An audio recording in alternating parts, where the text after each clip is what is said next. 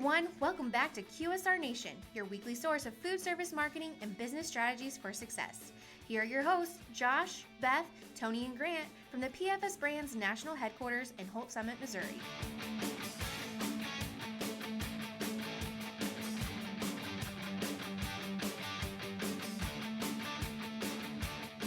Hey everybody, welcome back to QSR Nation. As always, we have Josh, Beth, Grant, and Tony here from the PFS Brands National Headquarters in Holt Summit, Missouri to talk about food service marketing and business strategies for success.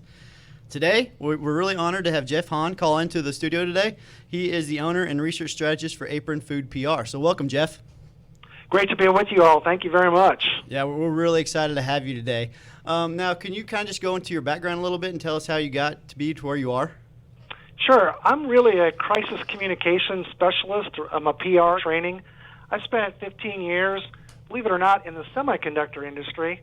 And in semiconductor, it turns out you're working with some of the most toxic chemicals known to man. That's where I really learned how to create good crisis communication plans, understand crisis messaging, and really grew up over the past 29 years now, reeling from one crisis to the next. And so generally you would call me a PR guy, but my expertise, as it has turned out, has been crisis all through these years. And we help a variety of clients not only plan for crisis, but also respond to them. And I always think about a few of our clients and who are, for example, open 24/7, and I think to myself, did your mother ever tell you that nothing good ever happens after midnight? Well, she was right. Not much does. No, that's true. But that's good work for us. Yeah, for sure. Now, I know you talked a little bit about crisis communication and PR, but can you just kind of go a little bit more in depth of what exactly crisis communication is and why it's important, say, for like what we're in the food service industry? Sure. Crisis communication as a practice is an extension of public relations. Now, on the promotion side of PR, we do work that tries to, let's say, for example, introduce new menu items for a restaurant brand. But there are incidents that occur in restaurants or with food brands that require protection. So the promotion protection is the same side of the coin, or two sides of the same coin, and it's the protection side that we use responsive messaging. Interacting with the media to explain why an incident may have occurred. That could be anything from, an incident on premises, like, for example, a Friday night post-football game food fight at a restaurant, or it could have to do with food safety. Maybe there's, you'll remember, like last year, romaine lettuce was having such a hard time in the market with E. coli. So those kinds of issues are what get managed on the brand protection side of the PR coin. And that's really where crisis communication comes into play, because we're typically responding very quickly to news media that just wants a quote, or they're covering an idea that just has to, that's you would refer to as breaking news. Awesome. So you mentioned a couple different items like the romaine lettuce, but do you have any really good examples of companies that obviously all of us have heard of that have had some incidents in the past, but then kind of how they laid out their plans and kind of rose up above all of that?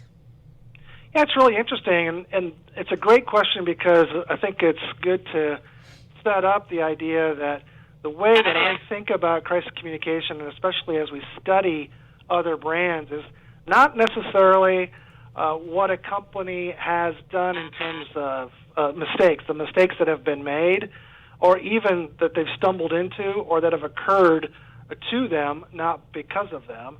I don't study motives very much. Instead, what I study are responsiveness and how a brand has responded to an incident. I'll give you a couple of good examples. Chipotle has had multiple food poisoning events the last 3 years. I've done an in-depth case study on how Chipotle has used particular themes in its messaging as it responds to these food poisoning.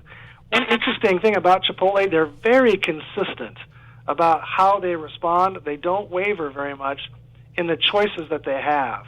So it's fun to analyze that and say, aha, there's the pattern of messaging that they're using. Another good example is Bluebell Creameries, Bluebell Ice Cream out of Brenham, Texas.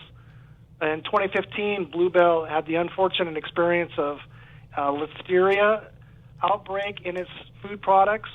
3 people died from that food contamination incident. And examining how Bluebell responded to that through the news and to the public is really, it's just a fascinating case study to understand not just the message, but also, these are my 3 M's, message, messenger, and the method of delivery. How did they get the word out? How did they protect their brand?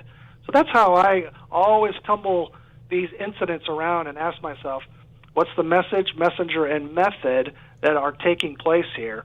Really interesting to study it and examine how successful brands are when they do that kind of responsive work. Well, and in today's world, I mean, as soon as something breaks, it becomes extremely viral as well. So, I mean, the responsiveness, like you said, when you get into like that messenger category and the method, who's responding to it and how it has to be very well timed and very well, thought out, because, I mean, you say the wrong thing and that could be even worse than the actual incident. That's a fact. There's no question about it that at any one of those points, the message, messenger, and method, you can have a fatal mistake happen. It's because that as you go through a crisis situation, they're always new. Every time they're new. There's another author named Eric Desenhall. He has a great book. I commend it to anyone who's interested in this subject, called Glass Jaw. And Eric was asked the question in the book, why are brands so bad at crisis communication? And his response was very simple. It's because it's not what they do. It's not something that they do enough to get good at. And that's actually probably a good thing if you think about it. But any one of those points on that 3M continuum can be a tripwire, cause even more damage to a brand in the aftermath of a crisis situation. Yeah, that's very true. And those examples that you mentioned, Jeff, those are familiar, and it was kind of interesting to see those play out, from our standpoint, just since we're in that industry, or in the food service industry, just to see, what they did to combat that. But so basically, going off of that, what's some advice you can give for navigating those types of scenarios? Well, I think about just from a straightforward approach, for any brand to protect itself well, you have to set up a 5-part strategy. And when, not if, when a crisis situation hits, you have to do 5 things and do 5 things really well in this sequence. So here is my straightforward, you can count them on one hand strategy. First, brands have to have rapid response teams that know how to activate. They know how to get together. You won't believe how challenging this is for some clients of ours. They don't know what phone number to call. No one knows where anybody is. They don't have a method of getting in touch with anyone. They don't know what conference room to go to. It's just Keystone Cops. They fail at the very first part of the strategy, just getting together and activating in a really short amount of time. Because here we're working in what I refer to as the tick-tock box. When you have a bad break, a bad news break, you need to be able to assemble and activate a rapid response team within 15 minutes. If you don't have that capability, you're already behind the curve. That's what I mentioned a little bit earlier. Speed is the real enemy here. So we've got to activate well. That's step 1. Step 2, once you are assembled, you very quickly have to let your key stakeholders know that you're assembled. You're together, you're aware of the issue, you're working on it. This is called a holding statement. And holding statements are simple. They should be fewer than 100 words, but they're critical to help external stakeholders know, okay, management knows what's happening, they are working it. Very shortly after that, here come my 3 M's. Message, messenger. You have to have a good spokesperson who knows how to manage, especially media interviews, or even know how to interact on social media if that's where the issue is taking off. And then your method of delivery. There's about 10 ways to get the word out. Once you're ready to spend your assets, get your message out, you got to select carefully. Amongst those 10, I put them into a model, and they range anywhere from issue statements on one end of the model to holding press conferences down at the other end. And there's variable of authenticity to one and control to the other. I'm not a fan of press conferences. Terrible idea. But sometimes that's exactly what is needed. And so these are the 5 things that in that sequence, if a brand can get them right, they can basically take control of their narrative in the press and on social and navigate then from it through the rest of their crisis situation. But those 5 things are hard to do. Well, exactly. And I mean, so to really be able to execute those things, do you recommend any type of like preparedness scenarios, making sure that these people are pre-picked, obviously, for your rapid response team? I mean, you obviously never know what the crisis is going to be, but I mean, how do you go through the method and process of actually getting step 1 figured out so that you can rapidly gather together? You said the operative word, it's preparedness. Rapid response teams can't be effective if there's no planning or foresight into the process of joining them together. It's a good hygienic exercise for any brand to, number 1, build a rapid response plan that contains team member information, their roles and responsibilities, a few examples of incidents that may affect the brand, and the way that you go through your messaging on those incidents. So we build crisis plans for clients around those ideas. Every crisis plan has 12 elements to it. Helps a team know that it's not that a plan can actually help you navigate a specific issue. It's that the team knows that there's a way to move through it. And it's more about having confidence that, hey, we've got a way to do this rather than we know exactly what to say. Every issue, exactly right, is different. Every crisis has its own unique nuances. I think it's also important to note that once you have your crisis team ready, they need to meet often and frequently, so that way there really isn't ever a surprise of everyone's roles. And obviously you're going to be assigning them, but just coming out with different scenarios and just having just the fake one, so that way you can always feel prepared for any situation that does come up. Oh, yeah, totally right. In fact, I just spent the morning with another client writing up simulator scenarios. These are evil and awful things that I write for clients to use. They're terrible. But for like an hour every quarter, the 3 members of that rapid response team get around the table and say, they simply ask themselves 2 questions. What would we do and what would we say? They don't write it down. They just get in the habit and practice of asking and answering those 2 questions. Well, and that, I was going to say that active role play, can help create that almost a natural response, so that that it's not mechanical, but it's a lot more fluid in the event. Exactly. Well, like you said, not when, but if, or not if, but when it actually happens for that particular business.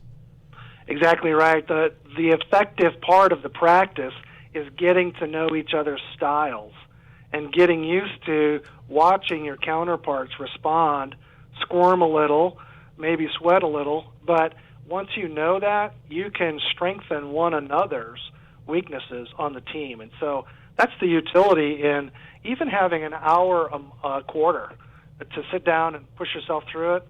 Most of our clients will do an annual half-day simulator. Those get really intense. They're terrific fun for us, but the clients, the clients hate our guts after that we leave. No, you But you did your job right. Absolutely. But there's never perfection. There's only preparation. Well, and I'm sure you're going to be covering a lot of this in your upcoming book, Breaking Bad News, that's due out in early 2020, right?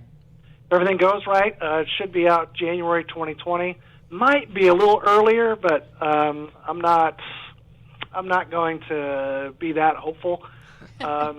It's in Breaking Bad News. I walk down through 10 essential crisis communication models that help reputation managers make really fast decisions about their message, messenger, and method of delivery.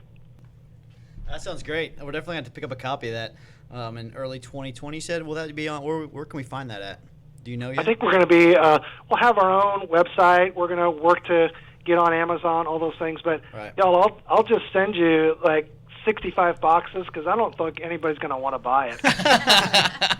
It's too I don't know depressing. about that. I don't know. Have you watched the evening news? It seems like our country's addicted to bad news. This could be a bestseller very quickly.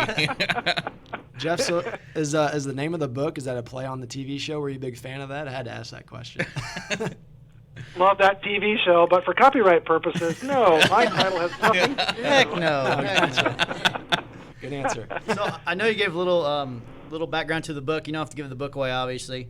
But what are some musts that you might take away from this book for reputation management? I know you kind of hit on that already.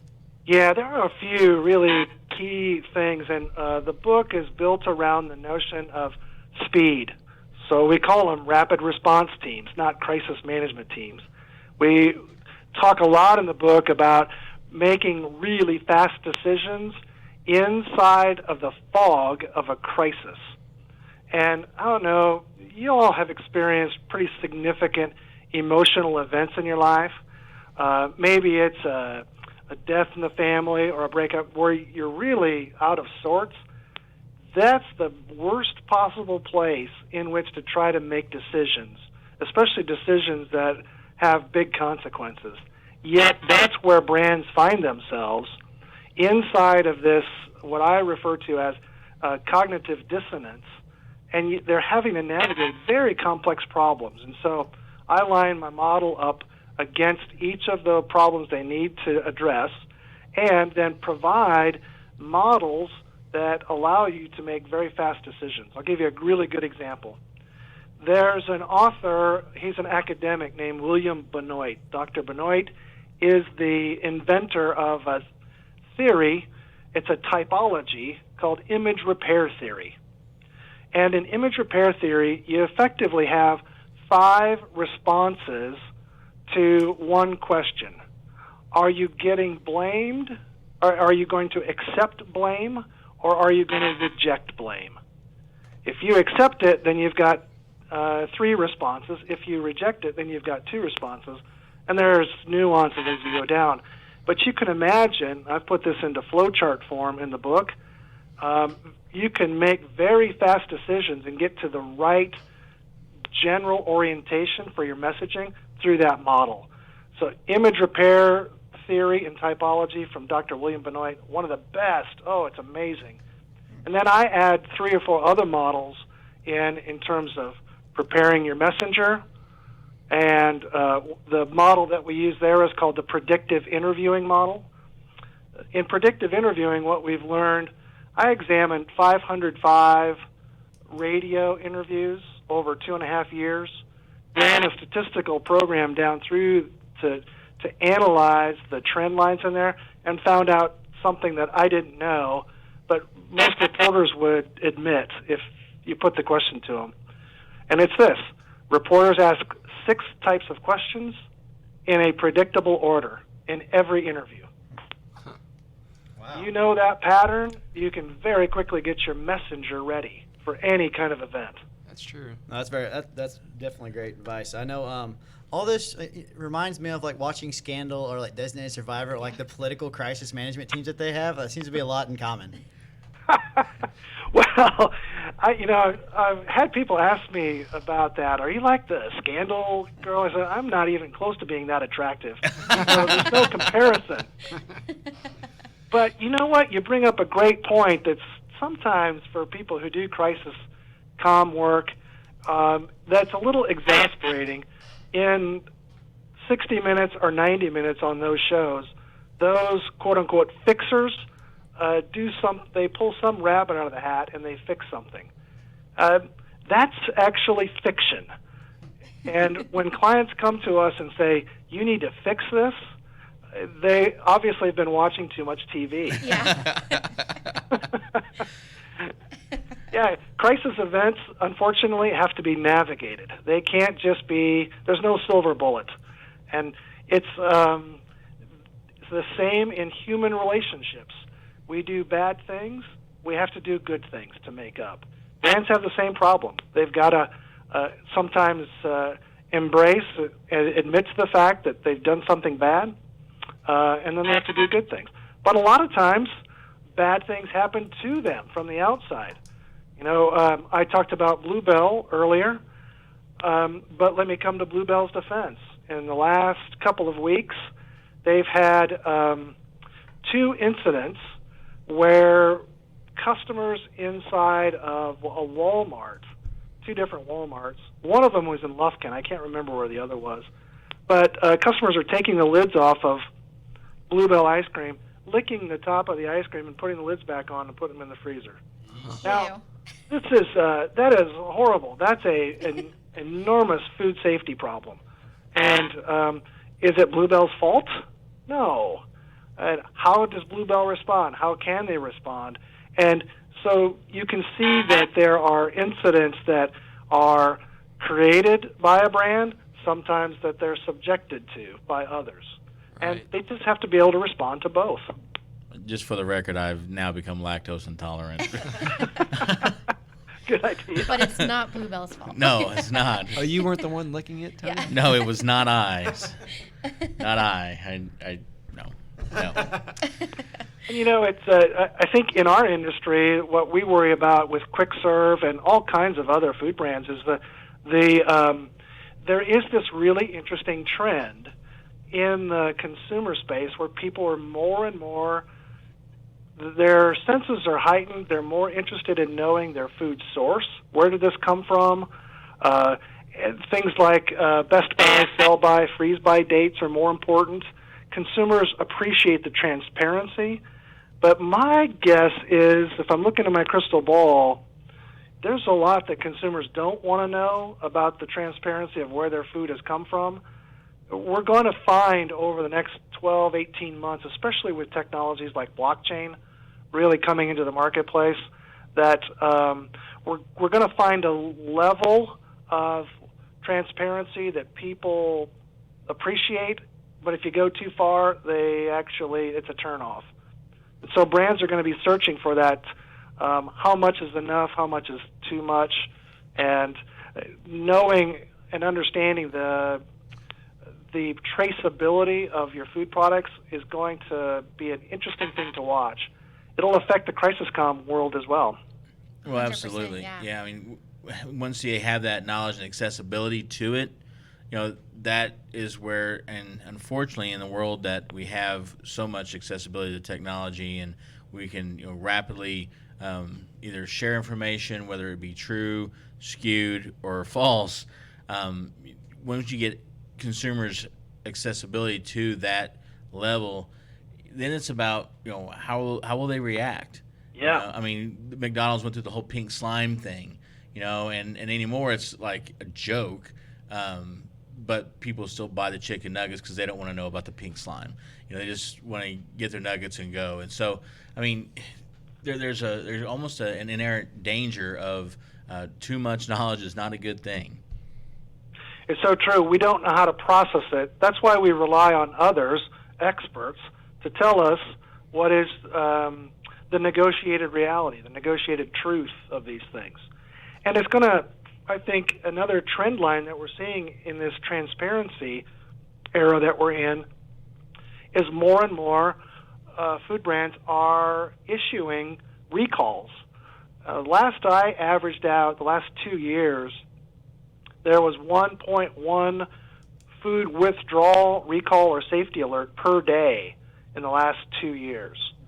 Wow. Brands are getting more and more, I think, conscious. Paranoid's not fair, but they're conscious that, you know what, we better withdraw or issue a safety notice for the benefit of the doubt, just to make sure, because they're worried that even minor issues might turn into major brand problems because consumers don't know how to interpret the information. That is the drawback of social media a lot of times, is that Absolutely. it's consumers making those opinions. And it's not necessarily true, but if you have a couple big influencers that don't necessarily understand what they're saying, it causes an entire crisis for a brand. No question about it. And, you know, especially on social, reporters these days tend to begin writing stories or even on TV, setting up broadcasts because they see a topic trending on social. Yep. So they're not leading the news, they're following opinion. And that opinion may be based on a completely false assertion, a completely false piece of information. So it's really a challenging environment. Well, it's headline journalism anymore. I mean, the number of people who don't actually read through an article, don't research, look for facts, they don't, they don't want to. They want to take that assumptive headline that may have nothing, factual in it in those 8-9 words, and just run with an opinion just right there. Is the instant gratification society we have. That's another brand damaging aspect that I'm sure that your firm has to deal with probably regularly. Is that just generates crisis when even there is none. Totally right. To your point, one of the other studies I did for Breaking Bad News was to examine that question of speed and attention span. What I found in looking at 2,811 headlines in the news, I guess it took me about 2 years to do that part of the study, was that the average length of a soundbite is 8.95 seconds. Now, that gives you a sense of the amount of attention span that we as consumers of information actually give to a news article. Just under 10 seconds. How much can we really know? How much do we really want to know until we repeat it to somebody else? Yep. Exactly. That's a challenge. That number's probably only going to get shorter, too. Yeah. It's a good point. It's actually been pretty stable. The reason that I was interested in doing my study is because back in 1990, a guy by the name of Dr. Dan Hahn, University of California, he did a similar study on political sound bites, and he watched just like 200 videotapes of politicians running for president and saw a degradation in time over 30 years. And Hannon's study pretty much said, it's about 9 seconds. My study, a completely different method, came to 8.95. So, I think the two of us are providing the similar data point.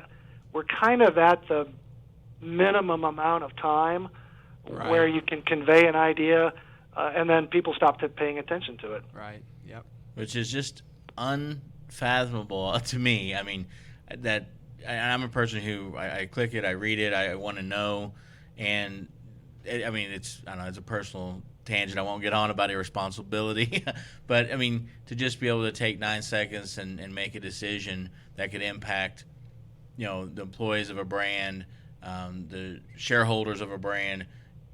And that brand may be a presidential candidate or it may be ice cream, but whatever that brand is, to make those quick, assumptive judgment calls without giving any thought to it is crazy. But then, like you said, you've also got to have that response that's quick, that's going to satisfy that same 9-second attention span to navigate the narrative back to, at least reality. whether it's accepting responsibility for something that is truthful, or whether it's, like you said, rejecting that responsibility because it's a false narrative. 9 seconds is not a lot of time, retention span, to try and change someone's mind. Yeah, exactly. And you mentioned pink slime a little bit earlier. There's a great example of a single phrase that cratered IBP. I mean, it was a tremendous financial loss for the company. They actually sued ABC News and recovered a bunch of money from them for defamation, but the damage was done. That very quick soundbite set in people's minds because it was alliterative.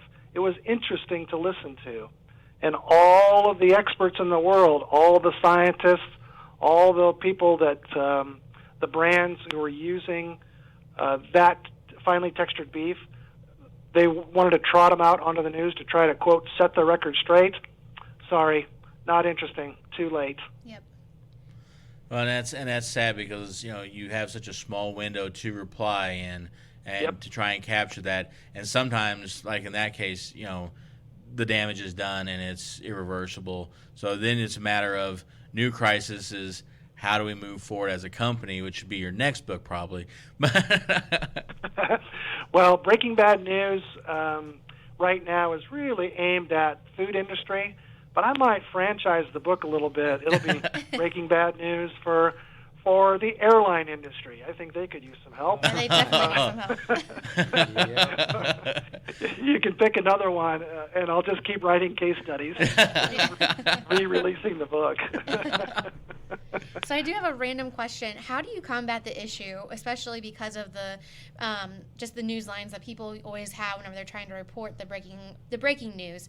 Is whenever someone says that this so-and-so company did not respond to comment or we couldn't get in touch with them. How do you beat that? Because a lot of times it's not necessarily that they've tried or they've only tried the one time, but that also really lowers your I'm not trying. What's the word I'm looking for? Your reputation. Credibility. And your credibility. Credibility, yes, that's the word. It really lowers Yep. your credibility whenever someone hears that. And whenever you do have 9 seconds to try and, convey someone's opinion and they hear that, they already think, well, they didn't care. Obviously, they're trying to hide something. Great question. And my response to that is today you have to make your own news. Uh-huh. The way that you make your own news is when you have a Breaking Bad News event, you've got to activate not only your rapid response team, but also you have to light up your own news-making channels. You can make news and post news on your own digital newsrooms. Yep. Yeah. You can use your social channels to very quickly push your message out to your stakeholders. You can use devices like YouTube and quick-shot videos to do your own interviews. We refer to these as in-house interviews. And my team, we've got 3 reporters on my team here. We'll send one of our former reporters to go interview a client, ask tough questions just like a real reporter would. Then we edit the video in case the client needs to do a take 2, a take 3 to get their message right. Edit that video, post it up on their broadcast channel, up on their digital newsroom. So yes, you might have that moment where a lazy news outlet who hasn't even tried to get in touch with you, this has happened to me several times, they'll say, oh, it could not be reached for comment. The reason that the brand couldn't be reached for comment is because the media outlet never even tried to reach them for comment. Exactly, yeah. Yeah. I think I read somewhere this week, I think it was just like a statement that said, control the news or it controls you. And that's kind of what you're getting at right there, right? You got it. You've got to make your own news and have your own, basically your own broadcast hub ready to roll to light up when you need it. These have been referred to, especially, I guess maybe the term has gone out of vogue lately, but we used to call these dark sites. You would just have as part of your web architecture, you would have a dark page that you'd activate only in times of crisis. And then all news would get referred to that page. All inbound questions, all stakeholders, just send them to that one page where you're able to control your own narrative. That's invaluable advice right there. I mean, especially in today's world where everyone has a website, every brand has something there. I mean, to have that, PR release page to direct people to, right away, is you can control that narrative, post that right up there, so it kind of kills the no response available. And if someone still reports that, you can always say, well, if they would have, looked in the right spot, the response was actually provided already. Yeah, exactly. And you can then send the link to your own newsroom to the TV stations. And rather than putting yourself, your spokesperson, your CEO, again, they don't do this every day. They're not good at it. Instead of putting them up in front of a bank of microphones with a reporter shouting questions at them, do control your brand, protect it from all of that mess. Do your own broadcast work. But here's the other challenge in that. You can't treat your own newsmaking hub as an advertising platform. This is where some of our clients, I have to keep pulling them back into reality, because they take their newsrooms that we set up and they say, okay, if something goes wrong, we're going to be posting news and driving traffic to this site. Well, in between time, they turn those sites into basically marketing platforms. They're creating content that is all unicorn and rainbows all the time, and it unfortunately it loses credibility. So we have to be really careful not to abuse a digital newsroom. It really is for reporters, and you've got to treat it that way so that when you need it, it has some credibility of its own. Well, I tell you, Jeff, there's been a lot of great advice and awesome conversation. Now, we do have, as we kind of wrap up here, we call it I think Grant refers to as our Big three? Big three, yeah. So But these are our rapid fire questions for you. Yeah, right on. Okay, so I need to have 8.95-second responses. Exactly. And you're on the clock, go. No, just kidding. Okay, so I know you've mentioned a couple of books already, like Last Jaw, and then obviously your book that's going to be coming out hopefully in January, which is Breaking Bad News. But what's another book that you would recommend for any type of crisis communication and getting prepared? Eric Desenhall has a second one called Damage Control that I like, but I'll tell you my favorite and most fun book, it's called Scapegoat by a guy named Charlie Campbell. It's an entire history and method of how we blame each other for things that we did wrong. Wonderful for crisis communicators. Awesome. Have to look those up. That was 8.75 seconds. Very good. All right, second question. What is one industry trend that you see for the upcoming year, and that could be relating to food service or just business in general? I think we talked a little bit about this earlier, that notion of transparency, and the trend will be how brands find the right balance between being too transparent and not transparent enough. That's going to be a continuing experiment as we go into 2020 and the next several years, especially as blockchain opens up the opportunity for traceability to become much more easily accessed. Awesome. Well, and the last question that I have for you is, what is one piece of advice that you would give to someone who is starting up in food service? They're a fresh entrepreneur getting into this game regarding crisis management. What would you say, hey, this is something you've got to have in place? From a crisis communication standpoint, my advice is simple. Once a quarter, sit down, think up a bad idea or a bad news break, and then ask yourself the two questions. What would we do, and what would we say? I sometimes refer to that as the Dave Matthews Band question, what would you say? Just play that little tune in your head, go through an exercise, and get a couple of friends around the table if you're in a startup mode, and ask, what would we do and what would we say? It's a good thing to think about, especially because brands are vulnerable these days to all kinds of situations. Yeah, it's not something you want to plan for, but it's something you need to plan for, right? And preparation is better than perfection. Right. No, that's great advice for sure. No, that's any of our retailers out there need to be on that piece of advice. Probably. Now, Jeff, if somebody wants to reach out to you for more information about what you're doing and what's going on, where can they find you at? Find me at Apron Food PR. That's where our You can find all of our contact information, and you can listen to the Breaking Bad News podcast, which we'll link to you all. Yeah, that's awesome. Every month we do a Recall of the Month podcast, which picks a recall out of the universe of recalls, talks about it, how the media treats it, and how the brand responded. So I hope people will enjoy that. And we'll link back and forth to y'all because we love your podcast as well. Oh, thanks. Thank you. You're making us blush over here. No, we really appreciate you coming on the show. We'll include a URL to your website, obviously, with the podcast. And another shout-out for your new book coming out, Breaking Bad News, in 2020. Be on the lookout for that. Anything else you guys want to add?